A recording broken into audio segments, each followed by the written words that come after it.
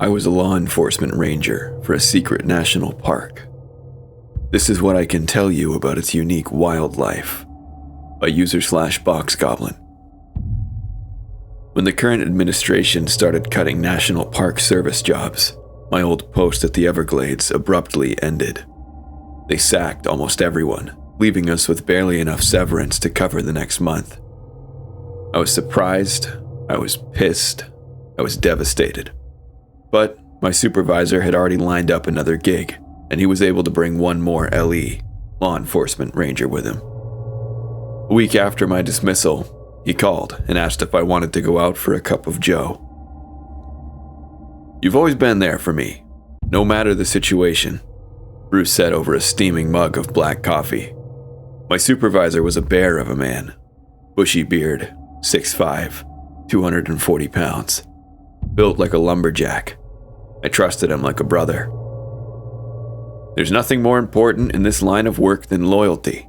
And out of all the rangers at that godforsaken swamp, you were the most devoted." "Thank you," I said, unsure of where this was going. Sensing my impatience, Bruce launched into his offer. "Look, I've got some friends in the BLM. There's this wildlife preserve. It's contract work. 6 months, but there's an opportunity for extension." "Are you—" "Yes, I am," Bruce said.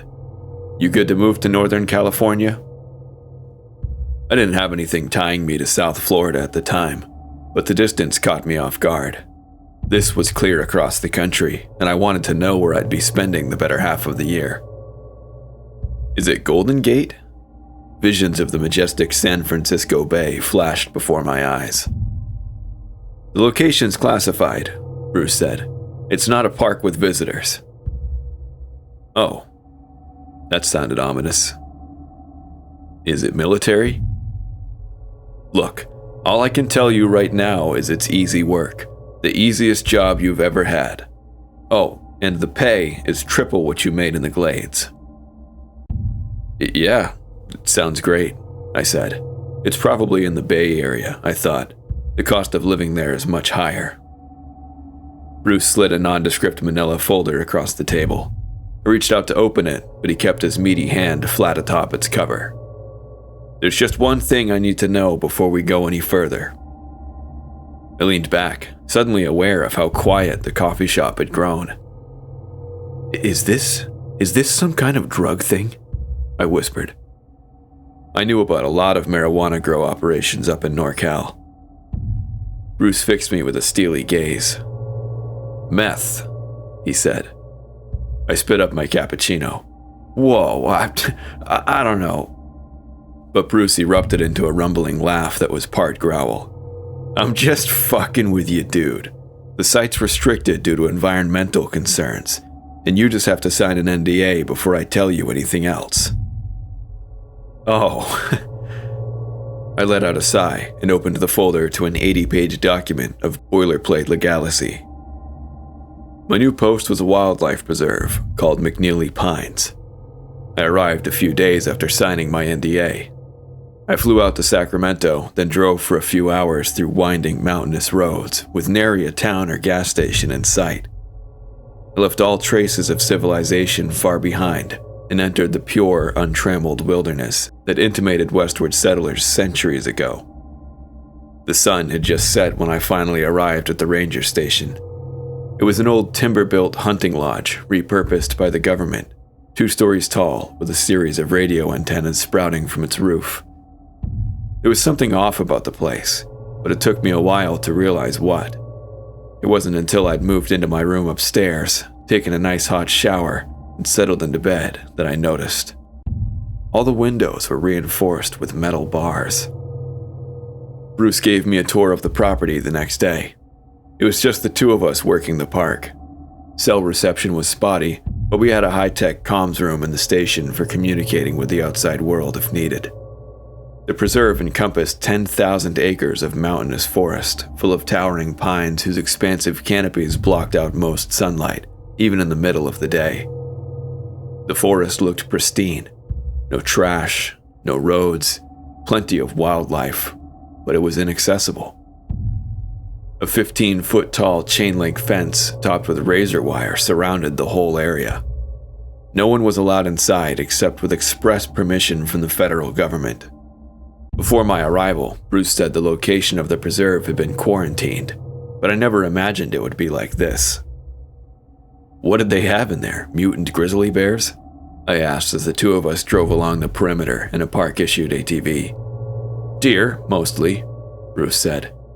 It's not just to keep the animals in, but also to keep people out. Now that I was on site, my supervisor could explain the whole situation. Apparently, a railway runs through the McNeely Forest Wildlife Preserve. It's shut down now, but for decades it serviced freight trains. Most carried simple goods, foodstuffs, lumber, sheet metal, but occasionally they transported hazardous materials.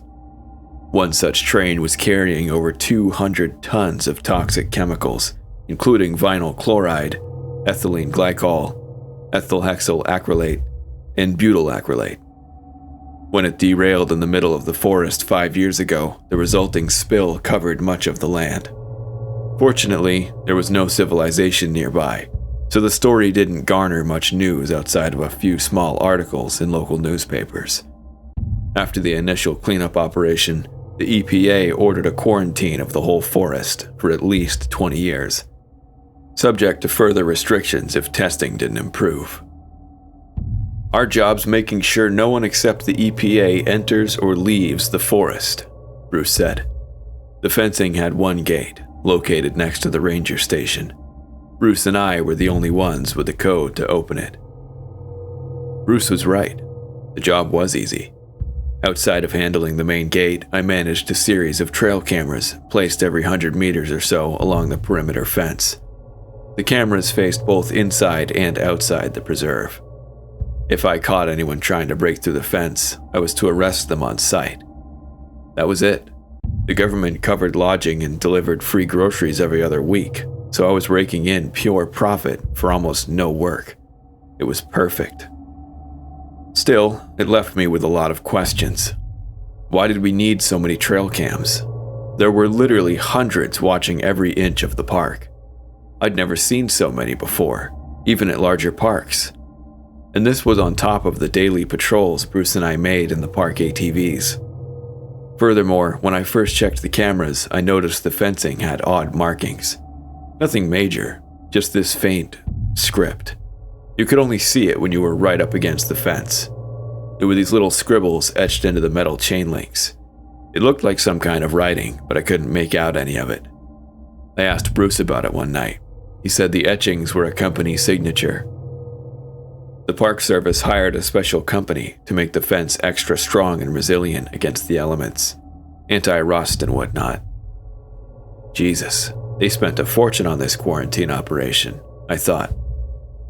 Each evening, I'd upload all the footage from the trail cams and review it for any anomalies.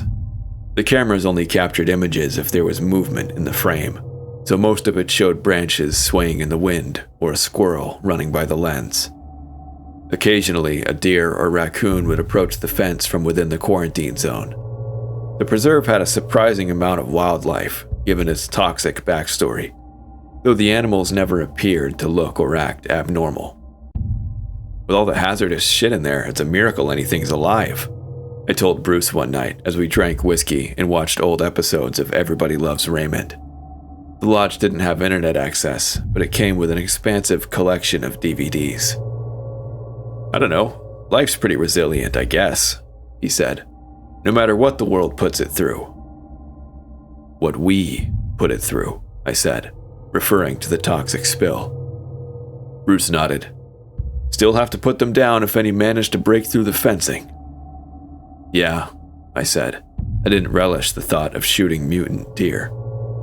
The first couple of months were monotonous, checking trail cams, maintaining the ATVs, watching too many episodes of Friends, and every so often letting EPA officials through the main gate. Each week, 2 black SUVs would arrive at the station, and a half-dozen men and women in pristine white hazmat suits would pile out, carrying nondescript equipment boxes. They weren't much for conversation. Just running more tests, one of them said. It was the longest sentence any of them had ever spoken to me. I didn't put my gate code, and the group would disappear into the seemingly endless forest, sometimes for 30 minutes, sometimes a whole day. Neither Bruce nor I ever accompanied them. What if they need protection? I asked him, thinking about potential animal attacks. They can handle themselves, Bruce replied. The hazmats are enough.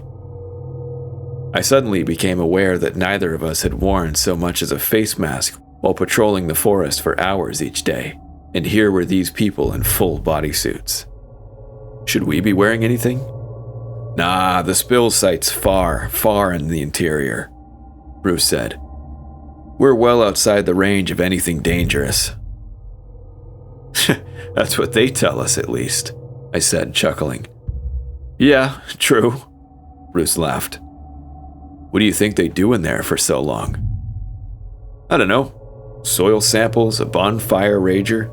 Who cares as long as our check's clear, Bruce said. I nodded, but something still felt off. The EPA officials were so deadly serious whenever they arrived, and they always seemed dazed when they returned from their testing. It was like they'd been through the ringer in there. Their blank, expressionless faces reminded me of someone in shock. One day, I noticed a syrupy red liquid leaking from one of their equipment boxes as they exited. I almost asked what it was, but the officials quickly scrambled back into their SUVs and waved goodbye before driving off. It has to be blood, I told Bruce later that night. There's nothing else it could be. Are they killing animals in there and bringing them back to some lab for testing? Look, Bruce set his whiskey down. It's best if you don't dwell on it that much. His demeanor suddenly changed, as if I were bringing up a taboo subject. But this was our job. Don't you want to know what's going on? I asked. I mean, the cleanup's the whole point of this place. Quarantine. Clean up the mess, reopen the park to the public.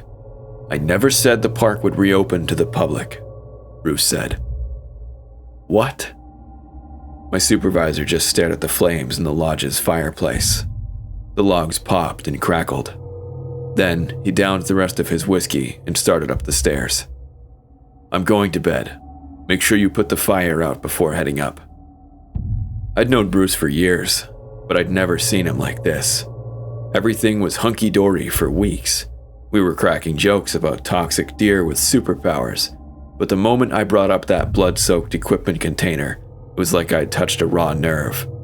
He became standoffish, even a bit sad. At first, I thought my hypothesis was correct, and he was angry about the EPA killing animals for testing. But Bruce was never much of an animal lover. Hell, he ate beef almost every day, so he couldn't be that upset. It had to be something else, something he wasn't telling me. Wouldn't tell me. Or maybe I was overthinking things. There's only so much to occupy your mind in the middle of nowhere. Only so many old TV episodes to watch, so many dusty books on wilderness exploration to read. My job was monotonous, repetitive. In such situations, the mind tends to search for meaning, especially when there's a mystery this intriguing. I started my investigation in the comms room. As I mentioned earlier, a big part of my job was reviewing trail camera footage, which I uploaded to a bulky government-issued desktop computer. I was only supposed to review the previous day's footage, but after some digging, I found a folder containing the trail cam archives. There was footage going back to the establishment of the quarantine zone, years before I had arrived. I started with the earliest images. There were no signs of a train crash or fire, but some of the nighttime footage showed human figures staggering out of the forest. They appeared bruised and bloodied, walking in a daze. There were only a couple of them at first, but that number soon expanded to 6, then a dozen, then dozens. What are you doing? I minimized the screen and spun around in my office chair. Bruce had just entered the comms room, re-reviewing footage from last night. It's 6:30, time for evening rounds, Bruce said. Oh, right, yeah. I closed out of everything and logged off the computer. Bruce stared at me as I left the room. He knows something's up, I thought. He'll see that I accessed those early files. I wanted to say something, but I figured I would ask Bruce about the footage later that night after he'd had his nightly whiskeys. Maybe that would finally get him talking. When I entered the garage to get the ATV, I noticed a massive pair of bolt cutters hanging from a tool shelf nearby. Bruce said they were for EPA emergencies only, such as if the gate wouldn't open and we needed to cut an exit for the hazmats. I'd never taken the cutters with me on patrol before. What would be the point? I wasn't going to rescue some mutant deer dying from toxic shock. But that night, I don't know what it was, but something compelled me to grab the tools before heading out. They were heavy, much heavier than normal bolt cutters.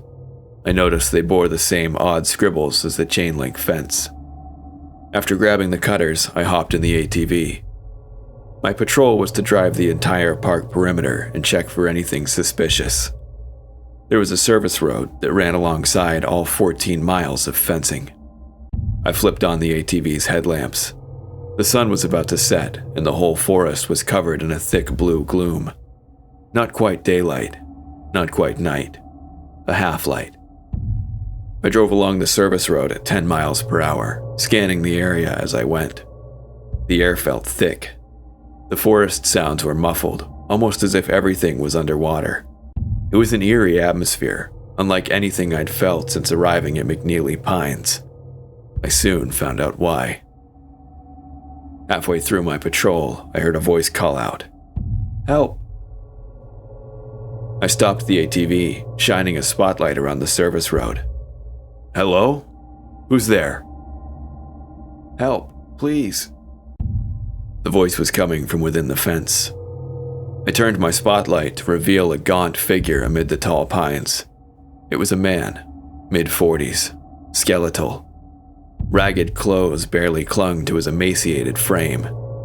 He looked shocked and confused as he staggered towards the fence. "Help me." "My God," I whispered. I got out of the ATV, my hand on the holster of a taser gun. The man looked like a meth addict I'd encountered in the Everglades once, unpredictable and much stronger than normal. "How'd you get in there? This forest is restricted." "They're keeping us," the man said. His skin was so sallow and pale that almost glowed. "We can't leave. They're horrible. Oh God, they're horrible." "Who's keeping you?" "The demons," the man said. Drool spilled from his lips. "Demons everywhere." "Stay right there," I said. "I'm going to get you help." I returned to the ATV and clicked on my shoulder-mounted radio. "Bruce, come in. I'm at mile marker 12. There's a man inside the fence. Says he's being held prisoner. Looks like he might be on something." "Keep him there, but don't engage," Bruce said. "Don't talk to him. Don't even look at him. I'm coming to assist." "Copy that." "Who's that? Who are you talking to? Don't let him come here." The man had walked up to the fence, almost close enough to touch it. "Sir, it's going to be okay," I said. "What's your name?" "They don't give us names," the man said. "Only numbers." "Okay, look, just remain calm, okay? Help is on the way." "No, that man won't help. He'll kill us." I sighed. There was no use arguing with this madman. He's probably some druggy backpacker who wandered a bit too far off the trail and somehow climbed over or dug his way under the fence. Hopefully he didn't have any exposure to toxic chemicals. I made sure to keep my distance. "We're not supposed to leave the facility or the demons will punish us," the man said. "The demons in white." "Uh-huh," I said, staring at my phone. The ranger station was roughly 6 miles away. It would take Bruce less than half an hour to arrive after he started up the auxiliary ATV. "Please, sir, you have a kind face," the man said. "I know you'll help us. What's your name?" "Us." I looked up to see 2 more emaciated people standing beside the gaunt man. One was a woman in her early 20s, and the other was a scared little girl, no more than 6 years old. "Help us, please," she cried. Tears stained her cheeks. With all 3 of them there, I realized they were wearing similar outfits. Plain beige shirts with matching beige slacks. They didn't even have shoes, only cheap flip-flops, like the kind you'd wear to a public shower. Jesus Christ, I said. This was not just some random tweaker. This was something more serious. Where did you all come from? From the facility, the woman said. What facility? We just want to go home. It was a little girl. Please, sir. She held out her tiny arm. A small homemade bracelet hung from her bony wrist, just a piece of string with a few buttons as ornaments. Are you all together? We're a family, the gaunt man said, pulling the woman and child close. This was insane. I radioed Bruce again. Bruce, I've got a whole family here. There's a woman and a kid. Just don't engage them in any way, Bruce said. I'll be there as soon as I can. He sounded out of breath. I heard a faint buzzing sound. Was that the ATV engine? Bruce, you still there? The radio only crackled in response. Forget it. He's not going to help us. The woman tugged on the man's shirt, pulling him away from the fence. No, I can see the empathy in his face. The man fought to remain where he was. He kept staring at me. I could feel his bloodshot eyes boring into me, even as I looked down at my cell phone. It was 8:15 p.m. What was taking Bruce so long? A sudden gurgling sound drew my attention, then a woman's scream. I looked up. The little girl had collapsed onto the leafy ground, seizing. Her eyes rolled back as she struggled to breathe. No, she's going into anaphylactic shock. The woman grabbed a stick from the ground and shoved it in the girl's mouth. Drool spilled from her lips. She's going to die. The man looked at me, pleading. Do you have a first aid kit? I did. A part of me wanted to radio Bruce one more time, but the girl's condition was getting worse by the second. Her tiny body racked with violent convulsions. I needed to act. Now. I rushed into the back seat of the ATV, grabbing the first aid kit and bolt cutters. Seconds later, I knelt beside the fencing and started to cut. Snip, snip, snip. Oh, thank you, thank you, thank you. Snip. I cut the last chain link and a large section of the fence fell away. As soon as it did, an incredible whoosh of air radiated outward. It was a shockwave that knocked me flat on my ass. My head spun, my consciousness flickered like a static TV signal. But in those fleeting moments of lucidity, I saw the family rush through the opening. We're forever and you're dead, the man said, before he and his family disappeared into the gloomy woods beyond. I vaguely remember more figures running through the exit afterwards. A throng of pale, long-limbed bodies with scythe-like fingers. Then, everything went dark. I awoke in the dirt late the following morning. My mouth was dry and my head was groggy. What? I was still lying beside the fence, which now had a gaping hole. The section I'd cut open was pushed outward as if something massive had squeezed through the gap. I got up. My ATV was still there, but it was dead. The battery juice ran out from running the headlamps all night, and all the gas had burned away. I clicked my shoulder-mounted radio. Bruce, come in. Bruce. There was no response. Where the hell is he? I ended up walking back to the ranger station. I kept radioing my supervisor every few minutes, but only received errant static in response. I knew something had gone terribly wrong, and my decision to cut open that fence was almost certainly the cause of it. Who were those people asking for my help last night? What was the facility they kept talking about? Were they all on something? Was I on something? Was the whole night some toxic-fueled hallucination brought on by the chemicals in the forest? All I knew for sure was that I'd fucked up, big time. I'll probably lose my job over this, I thought. When I finally arrived back at the lodge, the front door was ajar, and a few of the windows had been broken open. The iron bars covering them were pulled apart. Only someone powerful could do that. Someone or something. There was an awful stench in the air. Flies buzzed everywhere. I pulled out my service revolver and stepped inside. The place was a war zone. Furniture ripped up, glassware shattered, tables and desks overturned, and blood splattered everywhere. In the center of the room was all that remained of Bruce. His body had been torn apart, limbs severed, chest cavity ripped open. Something had eaten his internal organs while he was still alive. My former supervisor's face was frozen mid-scream, his glassy eyes wide with terror. I staggered backward, bile rising in my throat. This was too much, but it was about to get much, much worse. That's when I saw what Bruce clutched in his cold, dead hands. A blood-stained government report, highly classified. After grabbing some pliers from the tool shed, I pried open his rigor mortis stiffened fingers to access the document. Its contents were somehow more sickening than the carnage that surrounded me. There was no train crash.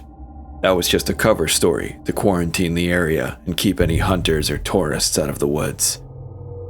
The EPA agents I let inside the fence each week were military scientists. They worked at a top-secret research facility deep within McNeely Pines. It didn't even have a name. The report only listed it as the facility. The document had numerous grainy black and white photos. They showed men, women, and even children in barren cells, heads shaved, emaciated, terrified. There were pages of data detailing horrific experiments, tests involving exposure to experimental neurotoxins. The scientists would monitor each person's degradation to learn just how long it took for someone to go blind, for their teeth to fall out, for their heart to stop. I threw the document across the room in disgust. That's when I saw the shredder. A pile of chewed-up pages lay beneath it. There must have been dozens of documents all cut to ribbons. More evidence of the facility. After searching the rest of the lodge, I realized that the report I'd thrown across the room, the one Bruce clutched as he died, was the last bit of hard evidence of the facility left. He'd destroyed everything else. That was the buzzing sound I heard last night. I went over and picked up the blood-stained document, placing it in my satchel. Then I left McNeely Pines for good. I drove all night until I found a cheap roadside motel near Yosemite. Once secured in my room, I pulled out the document and photographed each page, uploading them to my Google Drive in case someone burst through the door right then, shot me dead, and burned the document. I needed to make sure this last bit of evidence would remain. As I finally read through the entire report, I noticed that the military had moved on from chemical weapons to arcane ones. The last pages detailed a program involving an ancient Sumerian tablet. There were images of odd scribbles, the same writing etched on the chain-link fencing and bolt cutters. The scientists had performed some sort of blood ritual on one of their subjects, a man in his mid-40s. A grainy black and white photo showed his face. It was the same man who came to me the other night, begging to be let out. The document's last page detailed a procedure where they drained all of this man's blood into a basin made according to ancient specifications. According to the report, a figure rose from the bloody pool an hour later. It was tall and gaunt and incredibly strong.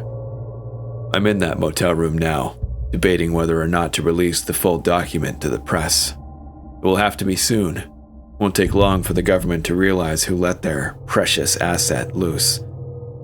I wish I could say that I regret what I did. Those things will likely wreak havoc once they find civilization. There will be more casualties, perhaps even innocent ones. But I can't get the images of that frightened family out of my head, pleading for help. No matter what, I know there's still some humanity left inside them. As I drove away from McNeely Pines, I saw one in its true form.